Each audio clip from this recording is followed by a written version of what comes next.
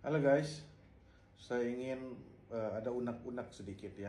Ingin memberikan masukan kepada Menteri Pendidikan Kebudayaan, Riset dan Teknologi yang saat ini atau nanti yang terpilih kemudian di kabinet Pak Prabowo dan Mas Gibran. Ini kaitannya dengan jam sekolah guys. Nah, kayak anak saya itu SMP ya di Jakarta, jam sekolahnya itu jam 6.30 ya. Tapi karena dia di Jakarta itu berangkat harus jam 5 kan karena macet dan lain sebagainya. Nah, kemudian pulang tuh jam 4 ya. Nah, sampai rumah itu jam 5. Jam 5 kalau dia OSIS bisa sampai jam 6 tuh sampai rumah. Dan kemudian guys, tiap hari itu hampir pasti dibebani dengan pekerjaan rumah atau PR lagi. Nah, ini sudah jam berapa ya? Setengah 11.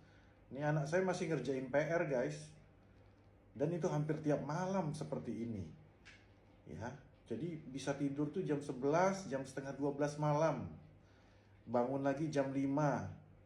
Ya, untuk dari Jakarta itu nggak ideal. Artinya tidur anak saya itu guys cuman 5 jam.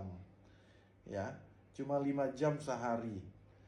Nah, ini terus tiap hari dilakukan. Nah, saya punya perumpamaan, apakah ini efektif atau tidak gitu loh. Ya.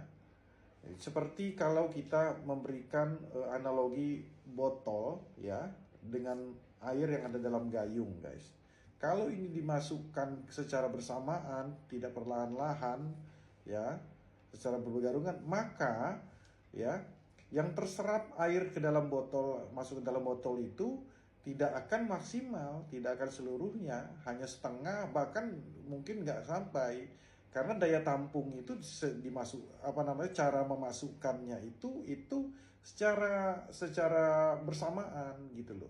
Gitu juga dengan sekolah, dijejelin anak terus dengan seperti ini. Kemampuan dan daya tangkap anak kita masing-masing itu memang berbeda-beda. Tapi ketika fisiknya sudah capek ya, maka daya tangkapnya juga pasti akan menurun, guys.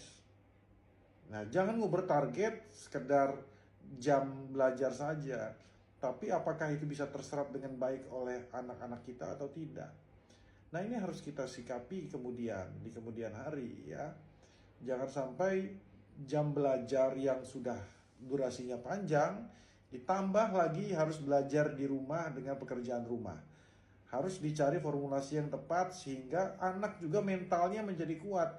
Karena kalau anak stres, ini bahaya guys. Maka mungkin anak sekarang mengalami banyak kata mental health dan lain sebagainya karena mereka sudah stres dengan pekerjaan-pekerjaan dan beban yang ada di sekolahnya. Sedangkan sekolah itu harus fun, dia harus fun bukan menjadi beban. Nah, sedangkan modal dasar daripada seorang anak untuk nanti dalam mengarungi pekerjaannya ke depan, tantangan ke depannya itu mentalnya dulu. Kalau mentalnya sudah stres, terdoktrin dengan tidak baik, tidak kuat, ya kan, menganggap sekolah itu menjadi sesuatu hal yang membuat dia traumatik, ini kan tidak baik buat mentalnya. Mental adalah hal yang paling mendasar dari atau modal utama dari seorang anak ya kan untuk menghadapi tantangan ke depan. Ini dari saya guys, kebetulan anak saya sekolah SMP swasta dan di Jakarta ya. Jadi waktu untuk menuju sekolah itu juga kan memakan waktu yang cukup lama ya, bisa sampai 45 menit sampai 1 jam gitu loh di tiap itu. Nah, itu harus diperhitungkan juga.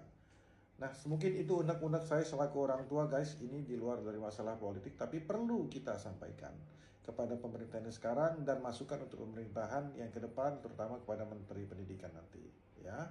Salam pendidikan.